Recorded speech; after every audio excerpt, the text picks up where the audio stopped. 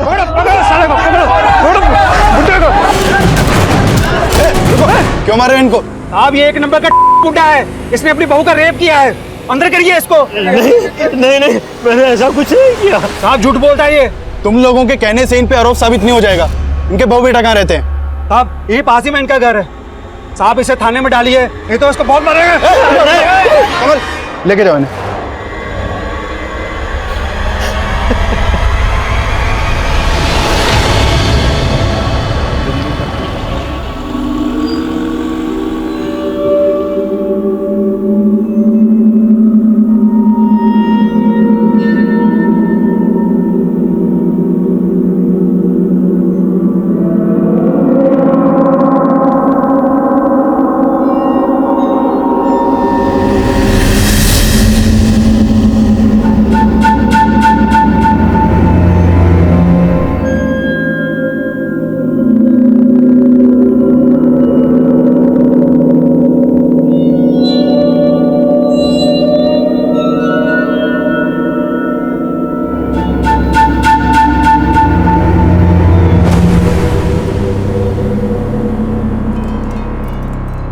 अरे क्या हो गया प्रकाश बाबू? भाई खाओगे क्या? क्यों घूर रहे हो सुबह सुबह? ये फाइल क्यों नहीं कंप्लीट की? नहीं की तो तुम कर दो ना यार। देखो अगर मैं कंप्लीट करूंगा तो तुम कोई ना कोई कमी तो निकालोगे। क्यों अपने वक्त को बर्बाद करूं? एक काम करो, तुम कंप्लीट कर लो, सारा काम मन के मुताबिक हो जाएगा। हाँ? काम तो मेरे मन मुताबिक ही होगा, लेकिन करोगे तुम। अगर 2 घंटे के अंदर ये फाइल कंप्लीट नहीं की ना, तो बॉस को कंप्लीट कर दूंगा तुम्हारी।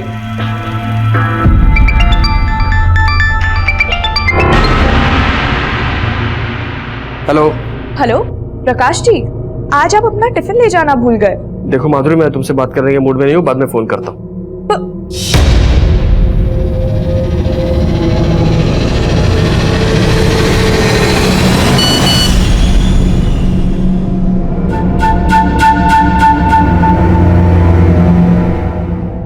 अरे सुरेंद्र सुनो।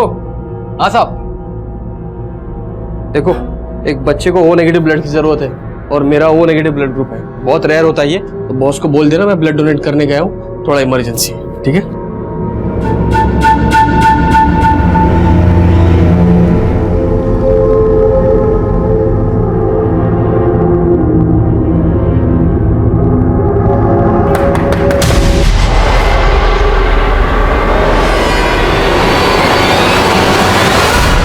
आप मोहन सैनी की बेटी और बहू हैं? जी हाँ। क्यों, क्या बात है? आपके फादर को हमने अरेस्ट किया है। आपके पड़ोसियों ने आरोप लगाया कि आपके ससुर ने आपके साथ जबरदस्ती की है। क्या? देखिए घबराने की कोई बात नहीं, जो भी सच है आप हमें बताइए। नहीं सर, ऐसा कुछ नहीं है सर। लगता है हमारे पड़ोसियों ने आपसे झूठ बोला है सर। क्या बोला आप लोगों ने इनसे? चली जाइए यहां से। सर सच में ऐसा कुछ नहीं है, प्लीज उन्हें छोड़ दीजिए। आप बोलिए ना कुछ। जी हाँ सर, वो वीना सही बोल रही है। ठीक है।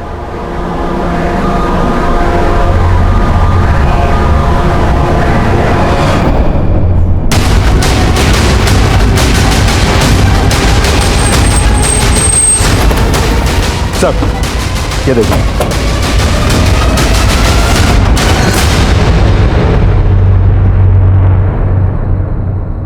सर सुबह एक दूध वाले ने इसकी लाश देखी तो कंट्रोल रूम में फोन किया, और ये देखिए लाश के पास सिर्फ बाइक मिली है, इसका मोबाइल पर्स सब गायब है। एंगल लूट का नहीं लगता, अगर मामला लूट का होता तो वो बाइक लेकर भी जाते। इसकी पहचान पता करो, और देखो बाइक किस एड्रेस पे रजिस्टर्ड है। Okay sir.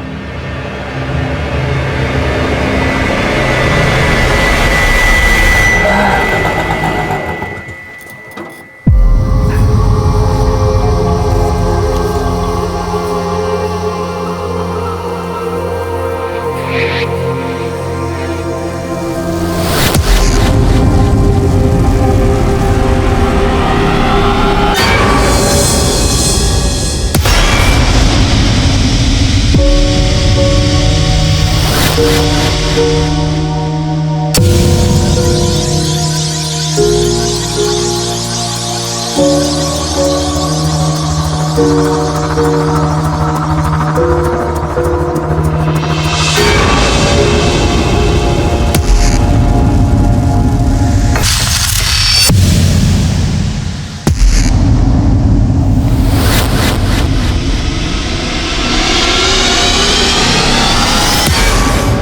थोड़ी भी शर्म है तो गाँव लौट चाहिए।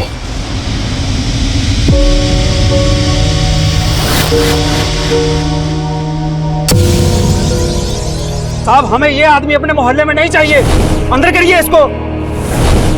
थोड़ी भी शर्म है तो गाँव लौट चाहिए।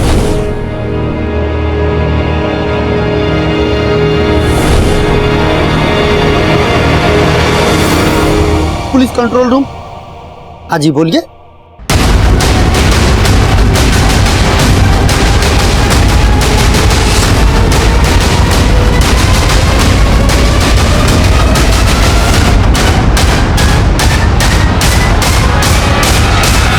क्यों मारे इनको? इसने अपनी बहू का रेप किया है।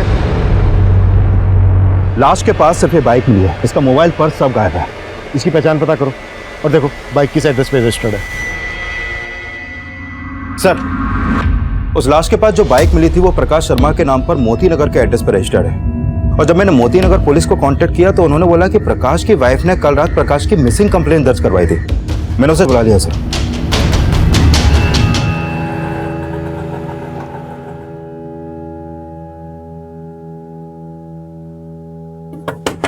पापा, पापा जी, पापा, मुझे तो कुछ गड़बड़ लग रहा है, दरवाजा तोड़ दीजिए। पापा, पापा जी। पापा। सर, प्रकाश जी कल सुबह ऑफिस के लिए निकल गए थे। मैंने तभी उनको आखिरी बार देखा था। फिर ऑफिस जाने के बाद जब मैंने उनको फोन किया तो उनका मूड कुछ ठीक नहीं लग रहा था। प्रकाश जी, आज आप अपना टिफिन ले जाना भूल गए। देखो माधुरी, मैं तुमसे बात करने के मूड में नहीं हूँ, बाद में फोन करता हूँ। और फिर कल रात को जब वो ऑफिस से घर नहीं आए तो मैंने उनके ऑफिस वालों को भी फोन किया। वो कह रहे थे कि ऑफिस पहुंचने के बाद वो कहीं निकल गए। कहाँ के लिए निकल गए थे? सर, वो तो बोल रहे थे कि वो ब्लड डोनेट करने गए थे, पर मुझे उन पे भरोसा नहीं हो रहा है। वो कुछ ना कुछ तो छुपा रहे हैं।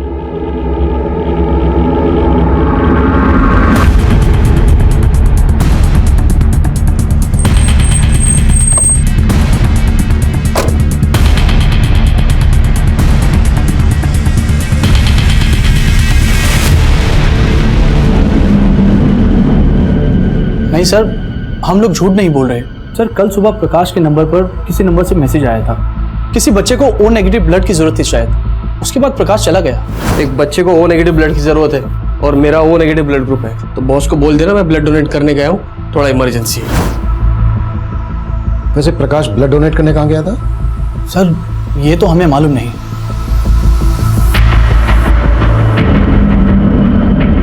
अगर प्रकाश वाकई में ब्लड डोनेट करने गया था तो हो सकता है ब्लड डोनेशन का फेक मैसेज भेजकर उसे किसी ने धोला को बुलाया हो और उसका मर्डर कर दिया। चेक करो, कल सोशल मीडिया पर ऐसा कोई मैसेज वायरल हुआ है क्या जिसमें ओ नेगेटिव ब्लड की मांग की गई हो? प्रकाश और उसकी वाइफ के कॉल रिकॉर्ड्स भी निकलवाओ। उसके ऑफिस, अड़ोस पड़ोस में सब जगह पूछताछ करो। प्रकाश से जुड़ी हर बात हमें मालूम होनी चाहिए। सर,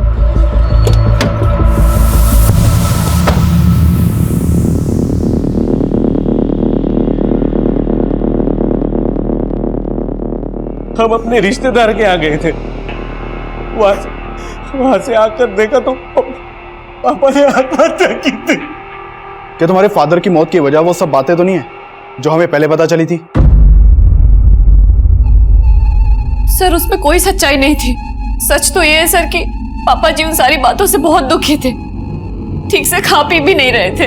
हम सोच भी नहीं सकते थे कि पापा ये कदम उठाएंगे।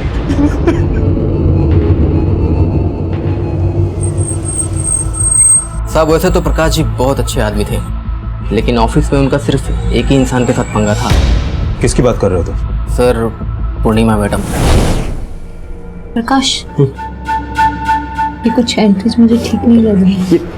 दूर रहो, बिना टच किए बात नहीं कर सकती क्या? क्या है ये? हाँ, मैंने तुमसे कितनी बार कहा है कि मैं एक शादीशुदा इंसान हूं और तुम जो सोच रही हो ना वैसा कुछ नहीं हो सकता। सर उन्हें कुछ कहना ही था तो मुझे अकेले में कह दिया होता, ऐसे सबके सामने नीचा दिखाया। मतलब जिस तरह से उसने तुम्हें एम्बेरस किया, मैं गुस्सा आया और इसी बात का तुमने उसे बदला लिया। सर ऐसा कुछ नहीं है। और सर प्रकाश ऑफिस से गए तो उस दिन मैं ऑफिस में ही थी। नहीं सर, प्रकाश जी ने कभी किसी पूर्णिमा नाम की लड़की के बारे में कुछ नहीं बताया है। खैर हम पूर्णिमा और प्रकाश के बाकी ऑफिस वालों के बारे में पता कर रहे हैं, लेकिन माधुरी जी ये भी तो हो सकता है कि प्रकाश की उसी की रिश्तेदारी में या फिर आस पड़ोस में किसी से कोई अनबन हो। सर एक बात है, 2 दिन पहले इनके यहाँ एक लड़की रहा करती थी। कौन लड़की? ये तो बोल रहे थे ये इसके कोई दूर के रिश्तेदार है, पर उसका रंग ढंग देख के हमें कुछ ठीक नहीं लगा, क्योंकि वो हर रोज प्रकाश के बाइक से ही जाती थी और घर भी शाम को वो प्रकाश के बाइक से ही आती थी। दादा चेंज नहीं है। अरे माधुरी। हाँ जी। अरे वो लड़की कौन है जो तुम्हारे घर पे रह रही है? अब रिंकी, अरे वो तो प्रकाश जी की दूर की बहन है। सर माधुरी तो बहुत भोली है, पर सच बताऊं मुझे उस लड़की को देख के कभी लगा ही नहीं कि वो प्रकाश की बहन हो। सर रिंकी प्रकाश जी की दूर की बहन है। करीब 15-20 दिन पहले वो यहाँ दिल्ली आई थी। आओ रिंकी, आओ अंदर आओ। अरे ये रिंकी है, मेरे फूफा जी की बेटी। दिल्ली में कुछ दिन हमारे साथ में ही रहेगी, जॉब इंटरव्यू के लिए आई है। लेकिन आपके पड़ोस वाले तो रिंकी और प्रकाश को लेकर कुछ अलग ही बात कर रहे हैं। आई मीन उनका मानना है कि रिंकी और प्रकाश के बीच कुछ। सर आई एम श्योर किसी को गलतफहमी हुई है। रिंकी बहन है प्रकाश जी की। रिंकी का नंबर है आपके पास? जी। रिंकी रहती कहाँ थी? सर इस बारे में तो कोई आइडिया नहीं है। सर फोन बंद है। अच्छा, जब रिंकी आपके यहाँ से गई तो कहाँ गई थी ये तो पता होगा आपको? जी सर। रिंकी कुछ दिन और रुक जाती, हमें बहुत अच्छा लगता। हाँ भी रुकने का मन तो मेरा भी था, पर अब क्या करूँ, लखनऊ में जॉब इंटरव्यू है ना, वो भी इम्पोर्टेंट है इसलिए। पर इसके बाद मैं आपसे ज़रूर मिलने आऊँगी। आपने हमें बताया कि रिंकी आपके पति प्रकाश के मर्डर से 1 दिन पहले ही आपके घर से गई थी और अब उसका मोबाइल फोन स्विच ऑफ आ रहा है। आपको ये कुछ अजीब नहीं लग रहा? आप कहना क्या चाहते हैं? रिंकी का कोई फोटो है आपके पास? जी सर।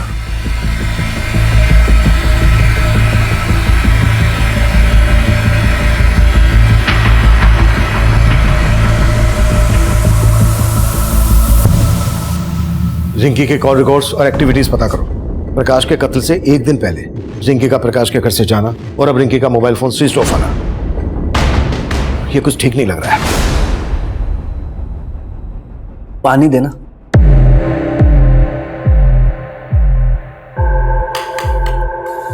अब तो पुलिस ने भी मान लिया कि पापा जी ने सुसाइड की थी, लेकिन उन्हें ये नहीं मालूम कि उन्हें मजबूर किया गया था। लेकिन सच तो तुम भी जानते हो और मैं भी। क्या कहना क्या चाहती हो? यही कि अगर मैंने सबको सच बता दिया ना तो तुम रास्ते में चलने के काबिल भी नहीं रहोगे। ये क्या बोल रही है तू? पुलिस ने कहा था मुझसे कि बिना डरे सब सच बता दूं। कहो तो सब सच बता दूं?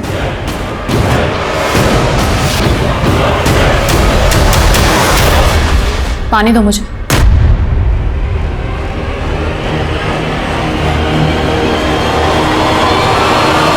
सर मैंने उस ब्लड डोनेशन के मैसेज का सोर्स चेक किया, वो मैसेज फेक नहीं था सर। गोविंदपुरा में एक हॉस्पिटल है जहां वाकई में एक बच्चे को ओ नेगेटिव ब्लड की जरूरत थी और मैंने कंफर्म किया कि प्रकाश ने अपना ब्लड वहां पे डोनेट किया था। सर प्रकाश के बारे में अभी तक जो भी सामने आया उससे ये तो साफ है कि प्रकाश काफी हेल्पफुल इंसान था। प्रकाश कितना हेल्पफुल आदमी था ये तो हमें रिंकी ही बता सकती है। रिंकी की कोई इंफॉर्मेशन? सर रिंकी का फोन नंबर पानीपत के एड्रेस पर रजिस्टर्ड है और प्रकाश की हत्या से 1 दिन पहले रिंकी और प्रकाश इन दोनों का फोन जनकपुरी में एक साथ काफी टाइम तक एक्टिव था। लेकिन सर इन दोनों के बीच में फोन पर कोई बात नहीं होती थी और सब लोग बोल रहे हैं कि रिंकी लगभग 15 दिन तक प्रकाश के घर में रही थी। और मैंने प्रकाश की वाइफ की कॉल रिकॉर्ड चेक किए सर, उसमें कुछ भी सस्पिशियस नहीं मिला। हो सकता है रिंकी और प्रकाश मोबाइल फोन पर किसी ऐप के जरिए बात करते हो। एक तरफ रिंकी और दूसरी तरफ प्रकाश के ऑफिस में काम करने वाली है पूर्णिमा। इन दोनों के बीच की कहानी भी काफी अजीब है।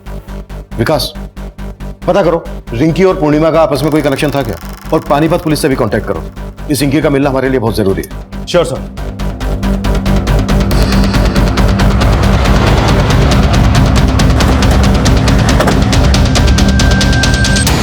ये लड़की दिल्ली में थी? तुम जानते हो इसे? जी सर, इसका नाम रिंकी है। तकरीबन 15 दिन पहले इसके फादर ने यहां मिसिंग कंप्लेंट दर्ज कराई थी, और फिर 2 दिन पहले रिंकी की लाश हमें मिली। रिंकी की लाश? जी सर, बहुत ही ब्रूटल मर्डर था सर। लाश के पास से हमें एक फोटो आईडी मिली रिंकी की, और उसके फादर ने भी शिनाख्त कर ली थी कि वो लाश रिंकी की ही थी।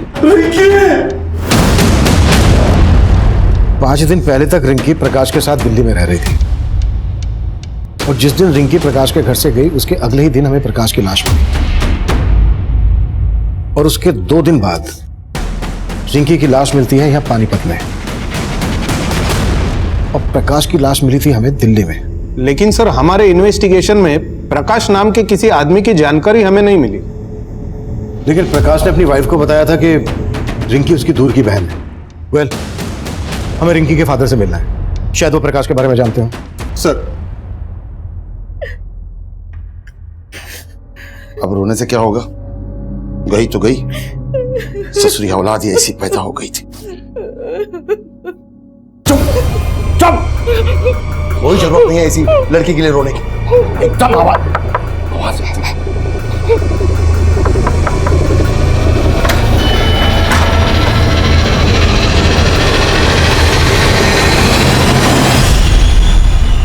नहीं साहब, मैं किसी प्रकाश को नहीं जानता, और दिल्ली में मेरा कोई रिश्तेदार भी नहीं। लेकिन रिंकी दिल्ली में इसी प्रकाश के साथ रह रही थी।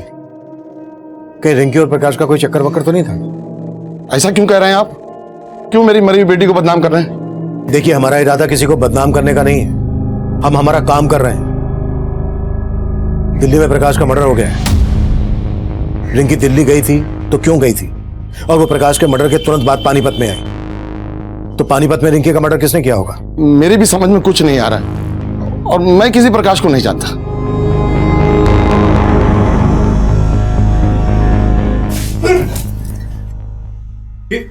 ये क्या बेवकूफी है? देख नहीं रहे हो दिन निकल आया है? हाँ, और तुम घोड़े बेच के सोए हुए हो। कपड़े और बर्तन कौन साफ करेगा? ये सब काम मैं करूंगा? पागल है क्या तू? नहीं तो कौन करेगा? और उसके बाद तो खाना भी बनाना है तुम्हें मेरे लिए। तेरी मर्दानगी अब नहीं चलेगी, समझा? और तुमने ज्यादा कोशिश की ना तो चीख चीख के यहाँ सबको इकट्ठा कर दूंगी, और फिर बोलूंगी सबसे कि कैसे तू मजबूर करता था मुझे। हद से ज्यादा आगे बढ़ रही है तू। हदें तूने पार की है, अब जाके मुझे तुझे काबू में करने का मौका मिला है। जैसे जैसा कह रही हूँ वैसा कर। जेल में चक्की पीसने से तो बेहतर है ना कि घर का चौका बर्तन कर, समझा? अब चल शुरू हो जा।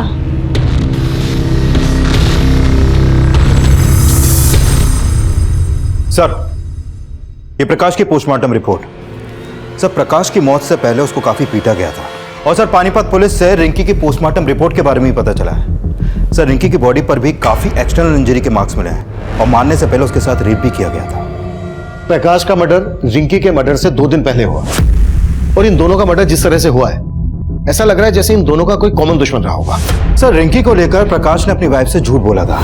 अरे ये रिंकी है, मेरे फूफा जी की बेटी। कहीं रिंकी और प्रकाश का आपस में कोई अफेयर तो नहीं? ये एक्स्ट्रा मैरिटल अफेयर से ज्यादा ऑनर किलिंग का मामला लग रहा है। शायद रिंकी के फादर को रिंकी और प्रकाश के अफेयर के बारे में पता चल गया होगा, और उसको यह पता चल गया होगा कि रिंकी पानीपत से भागकर दिल्ली में प्रकाश के साथ रहने लगी है।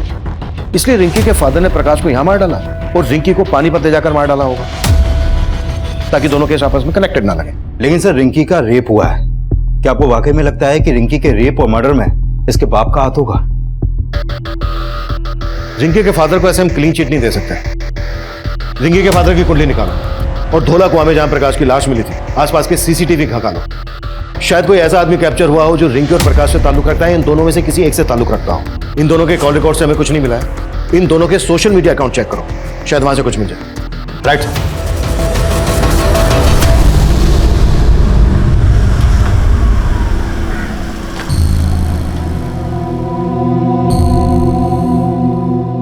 इस बार पैसों का इंतजाम हो जाएगा ना? हो जाएगा भाई, टेंशन क्यों ले रहा है? टेंशन तो होगी, पुलिस दोबारा इस केस में कूद पड़ी। सर मैंने रिंकी और प्रकाश इन दोनों का सोशल मीडिया अकाउंट चेक किया।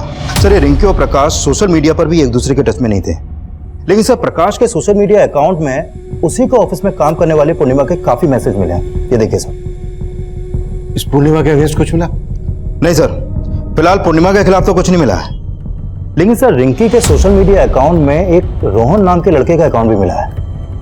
ये देखिए सर, ये रोहन और रिंकी के बीच में जिस तरह की चैटिंग होती थी, उसे लगता है कि इन दोनों का आपस में अफेयर था। काफी इंटीमेट बातें होती थी सर। ये देखिए।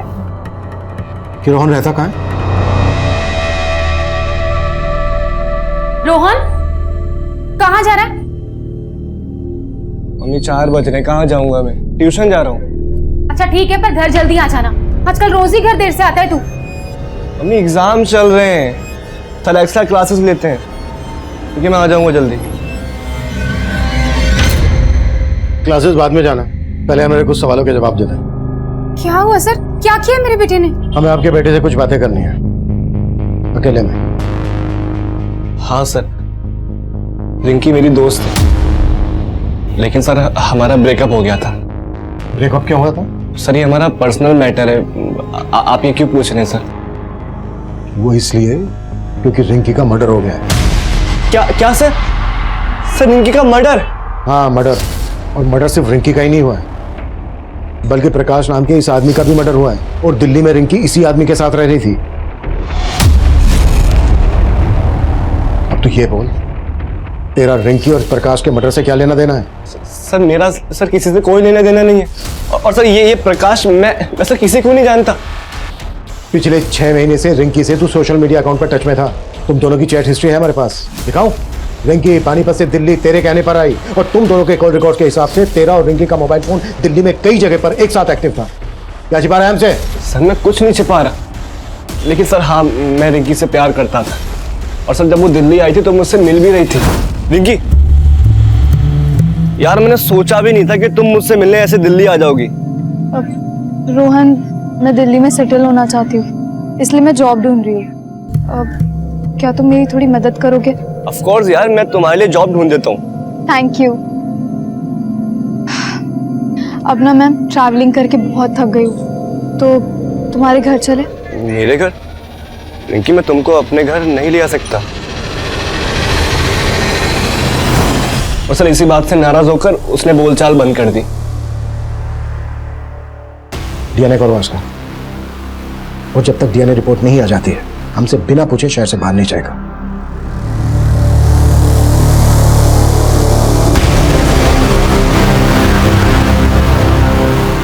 नौकर कहाँ?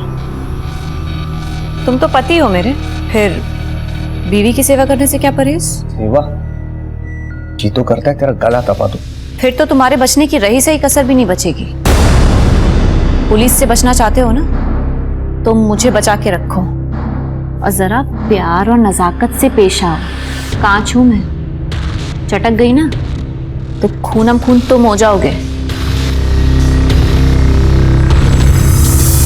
ये लड़का रिंकी का दोस्त है, हो सकता है रिंकी के साथ ये लड़का भी यहाँ पर कभी आया हो। नहीं सर, ये लड़का कभी नहीं आया यहाँ। सर रिंकी का फोन अभी अभी पालम में एक्टिव हुआ था, और फोन अभी भी चालू है। व्हाट?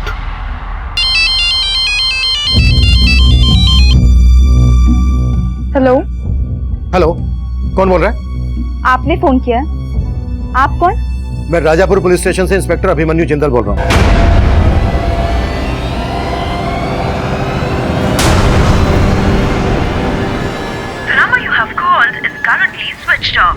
रिंकी का फोन किसी लड़की ने उठाया था, और अब स्विच ऑफ। विकास, पालम में जहां रिंकी का फोन एक्टिव हुआ था, वहां अपनी एक टीम भेजो। हो सकता है हमारा ध्यान भटकाने के लिए किसने रिंकी का फोन एक्टिव किया हो, और अपने खबरियों को रिंकी का फोटोग्राफ दो, पता लगवाओ कि पालम में रिंकी का कहां कहां आना जाना था। रिंकी के फादर से भी मिलो। सर। रोहन, रोहन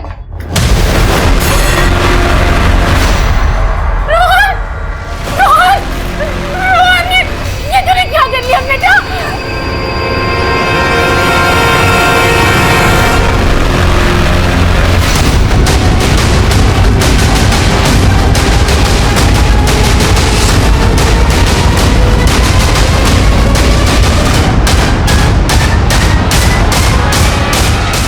कविता,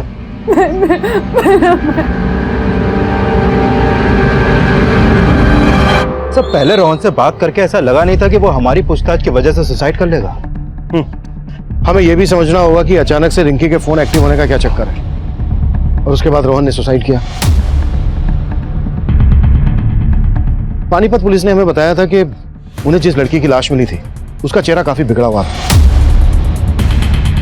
उस लड़की की लाश के पास से उन्हें रिंकी का आईडी मिला, तो उन्होंने मान लिया कि यह लाश रिंकी की है। अगर हम ये मानकर चलें कि वो लाश रिंकी की नहीं थी तो क्या पॉसिबिलिटीज हो सकती हैं? लुक, हम पहले रिंकी को प्रकाश के मर्डर में इन्वॉल्व मानकर चल रहे थे, तो हो सकता है इस मर्डर चार्ज से बचने के लिए रिंकी ने एक कत्ल किया और खेल रचा हो। सर, अगर इस लिहाज से देखा जाए तो रिंकी का बाप भी हमारा स्ट्रॉन्ग सस्पेक्ट बनता है, क्योंकि उसी ने उस लाश की शिनाख्त की थी और माना था कि वो लाश रिंकी की है।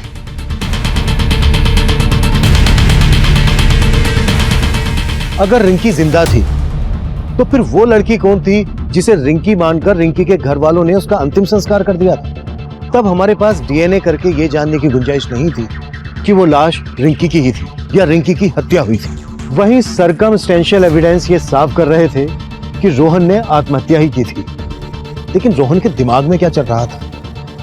उसके आत्महत्या करने की असल वजह क्या थी? ये तब हमारी कुछ समझ में नहीं आ रहा था। पर हमारे लिए ये जानना बेहद जरूरी था कि रिंकी के नंबर पर जिस औरत से मेरी बात हुई थी वो वाकई में रिंकी थी या कोई और। हमने अपना खबरी नेटवर्क फैला दिया। रिंकी से जुड़े सवालों का जल्द से जल्द हल ढूंढने की हम कोशिश में जुट गए थे।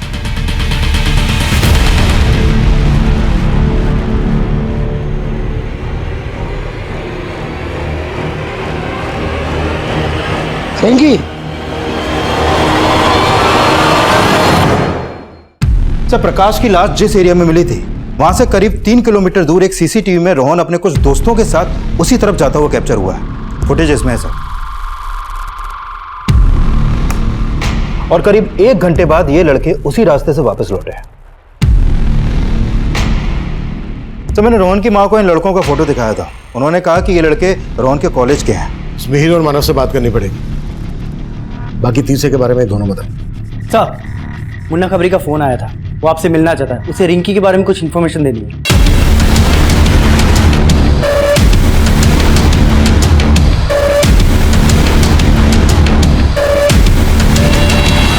सर, मुझे कोई गलतफहमी नहीं हुई है। वो लड़की यही थी सर, रिंकी। रिंकी,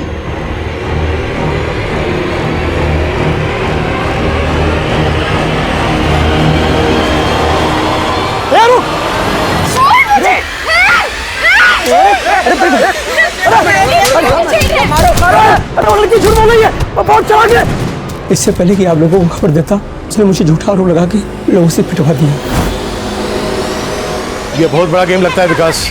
रिंकी वाकई में जिंदा है, लेकिन सवाल ये है कि वो लाश किस लड़की की थी जिसकी रिंकी के फादर गणपत ने रिंकी के नाम से शनाख्त की थी। विकास, हो सकता है रिंकी का फादर भी रिंकी की साजिश में इन्वॉल्व और उसे पता हो रिंकी इस वक्त कहाँ है। तलब करो उसे। सब। हेलो सर, रोहन के उन तीनों दोस्तों को थाने ले आया।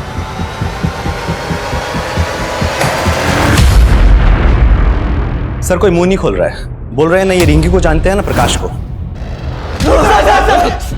हम सही में नहीं जानते, हमने कुछ नहीं किया। हम नहीं जानते प्रकाश और रिंकी कौन है।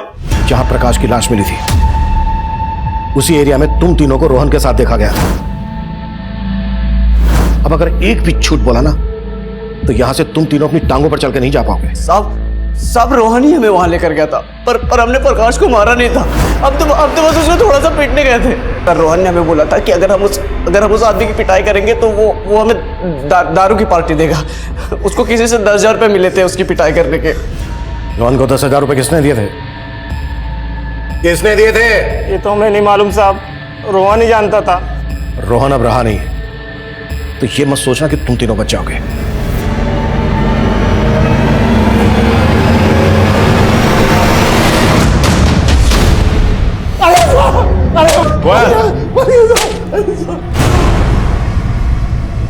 बोल रिंकी कहाँ? क्या कह रहे हैं साहब? यही साहब तो थे जो रिंकी की लाश दिखाए थे साहब।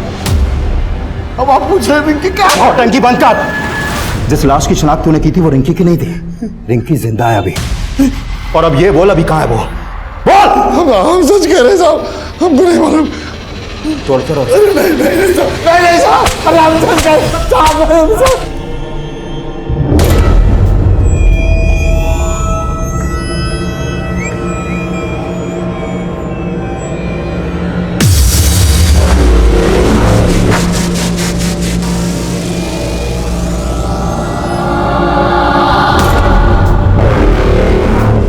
हम तब ये मानकर चल रहे थे कि जिस लड़की की लाश की शिनाख्त रिंकी मानकर की गई थी, उसकी हत्या में रिंकी और रिंकी के साथ रोहन भी इन्वॉल्व होगा, क्योंकि उस लड़की का रेप भी हुआ था। लेकिन उस लड़की की बॉडी पर मिले डीएनए रोहन के डीएनए से मैच नहीं हुए थे। और रोहन के दोस्त भी यही कबूल कर रहे थे कि उन्होंने प्रकाश को सिर्फ पीटा था। फिर रोहन ने क्यों और किस डर से सुसाइड किया, इसकी असल वजह अब भी रहस्य बनी हुई थी और जल्द ही हमारे सामने एक नई जानकारी आई।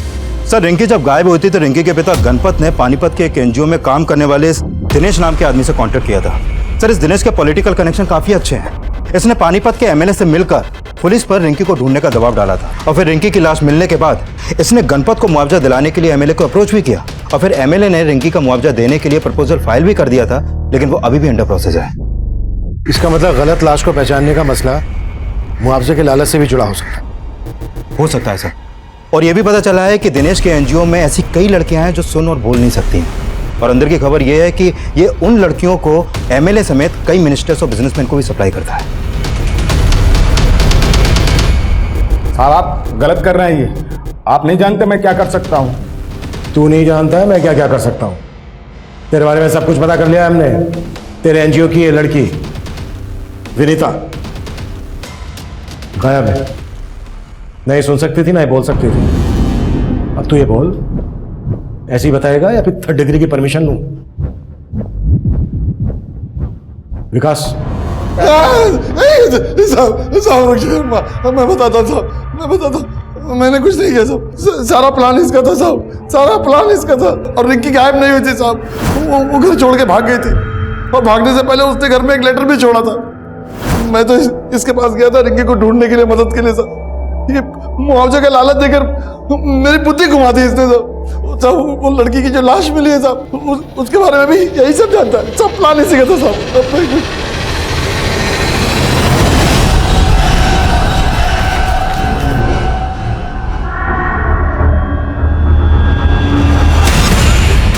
उसको मारकर मैंने उसका चेहरा भी काट दिया।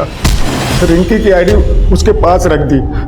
तब तक गणपत ने उसकी शिनाख्त कर ली साहब। मैंने सोचा कि इसकी बेटी के लिए सरकार से कुछ मुआवजा दिला देंगे और आधा आधा बांट लेंगे, लेकिन साहब प्रकाश के मर्डर से हमारा कोई लेना देना नहीं है साहब। अब ये बोलो रिंकी कहाँ है? मुझे नहीं मालूम साहब, मुझे नहीं मालूम।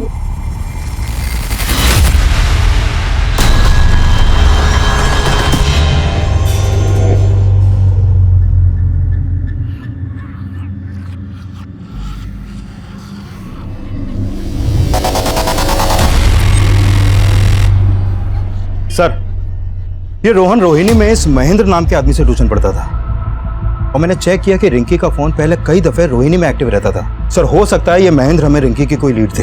इसे थाने बुला लिया सर मैंने। सर, रोहन ने अपने दोस्तों के साथ क्या किया ये तो मैं नहीं जानता, पर हाँ सर, रोहन रिंकी से सच में बहुत प्यार करता था।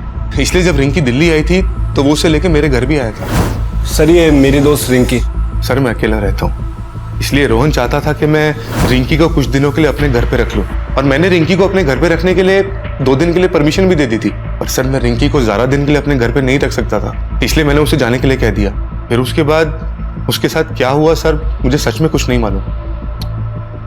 रिंकी यहाँ दिल्ली में इस प्रकाश के साथ रह रही थी, आप जानते हैं इसे? नहीं सर, मैं नहीं जानता। ठीक है, आप जा सकते हैं। जी सर, शुक्रिया। विकास, इसकी भी कुंडली निकालो। सर, जनकपुरी के एक एजेंट ने रिंकी का फोटो आइडेंटिफाई किया है। उसने बताया कि उसने रिंकी को जनकपुरी में एक फ्लैट किराए पर दिलवाया था और रिंकी उस फ्लैट में उसी दिन शिफ्ट हो गई थी जिस दिन प्रकाश का मर्डर हुआ।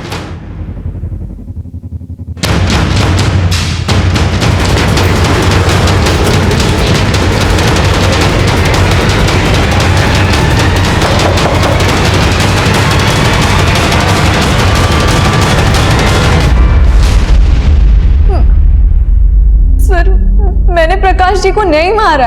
तो अब तक सामने क्यों नहीं आई थी? सर मैं अपने पापा से तंग आ गई थी, इसलिए घर से भाग के दिल्ली चली आई। और फिर मुझे मालूम पड़ा कि मेरे पापा ने दूसरी लड़की को मेरी लाश मानकर उसका अंतिम संस्कार कर दिया था। सर मैं बहुत डर गई थी, इसलिए छिपी हुई थी। छिपी इसलिए थी क्योंकि तुम प्रकाश के मर्डर में इन्वॉल्व हो। अब सच सच बोलना, तुम्हारे और प्रकाश के बीच क्या रिश्ता था? सर जैसा आप सोच रहे वैसा बिल्कुल नहीं है सर, बल्कि प्रकाश जी ने तो मुझे अपने घर में रहने की जगह दी थी। उनकी वाइफ और उनके साथ मैं घुल मिल गई थी, लेकिन मुझे क्या पता था कि सिचुएशन इतनी वियर्ड हो जाएगी। अरे माधुरी तौलिए देना, माधुरी।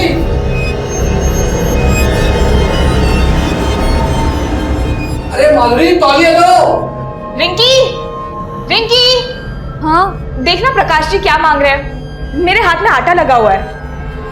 अरे माधुरी तौलिए दो। हाँ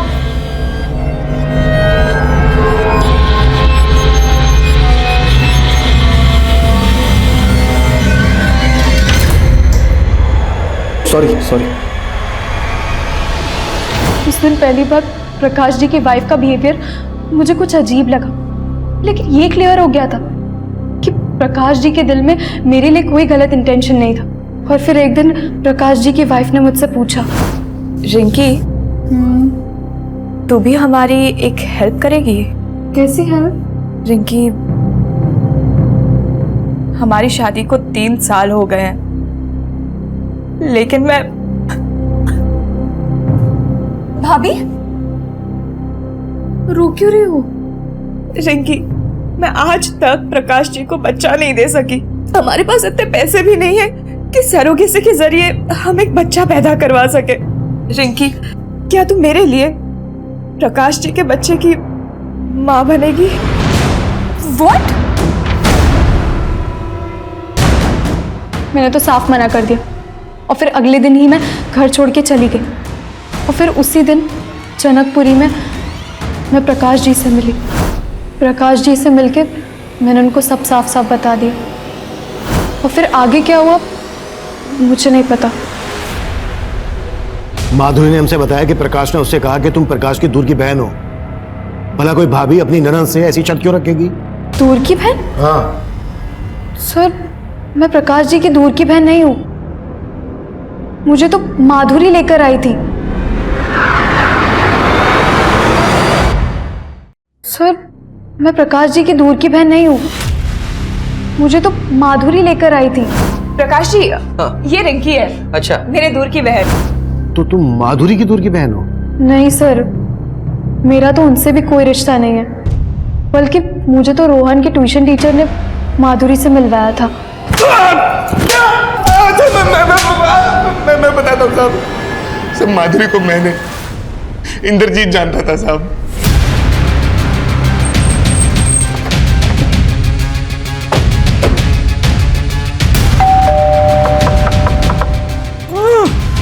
एक मिनट, अंदर से कुछ आवाज आ रही है।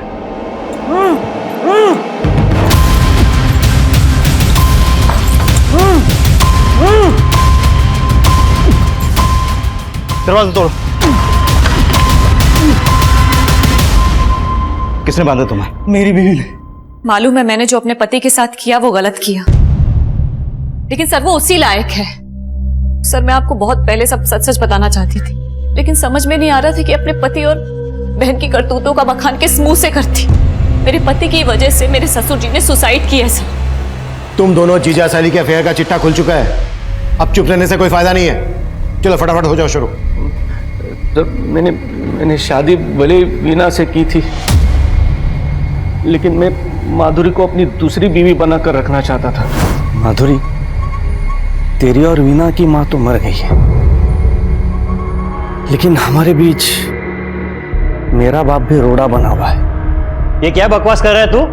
अपनी शादीशुदा साली को तू अपनी दूसरी बीवी बनाना चाहता है? मेरा बाप रोड़ा बना हुआ था तो मैंने उसको उसी की नजरों में गिरा दिया। मेरे ही कहने पर उस आदमी ने मेरे बाप को सबके सामने बेइज्जत कर दिया। तो इस तरह से तूने अपने बाप को सुसाइड करने पर मजबूर किया। किसने मदद की तुम लोगों की इसमें? महेंद्र मेरा दोस्त था सर। ऐसे ही बातों बातों में उसने मुझे कहा कि एक कोई लड़की है जो अपना घर छोड़कर भाग कर आई है और उसको पीजी की जरूरत है। तो हमने रिंकी के जरिए प्रकाश को ब्लैकमेल करने का प्लान बनाया। मैं चाहती थी रिंकी मेरी बातों में आकर एक बार प्रकाश के साथ सो जाए और मैं उनकी तस्वीरें खींच लूं ताकि प्रकाश से तलाक की वजह भी मिल जाए और ज्यादा से ज्यादा एलिमनी भी वसूल हो सके।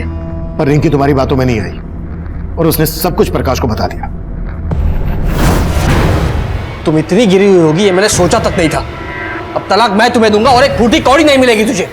हमने उसी वक्त सोच लिया था कि अगर प्रकाश को हम जिंदा छोड़ेंगे तो वो हमारे प्लानिंग पर पानी फेर देगा। तो रोहन को वो 10,000 रुपए तूने ही दिए थे? जी साहब, लेकिन मैंने रोहन को प्रकाश का मर्डर करने के लिए नहीं बोला था साहब। मैंने तो सिर्फ पीटने के लिए बोला था साहब। उन्होंने जहां प्रकाश को पीटा था वहां मैं भी मौजूद था।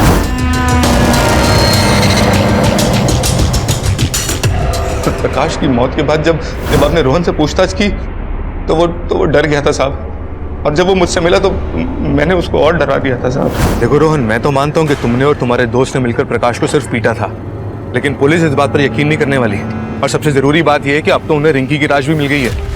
अगर तुमने मेरा नाम लिया ना, मैं तो सिर्फ कुछ ही दिनों के लिए अंदर जाने वाला हूँ, मुझे थोड़ी सी सजा होगी, लेकिन तुम पे 2-2 मर्डर केसेस लगेंगे, फांसी हो जाएगी तुम्हें। तेरी इसी ओछी हरकत की वजह से रोहन ने अपनी जान दे दी। तुमने सिर्फ प्रकाश को नहीं मारा है, बल्कि रोहन और तुम्हारे बाप मोहन की मौत के जिम्मेदार भी तुम लोग ही हो। मन तो कर।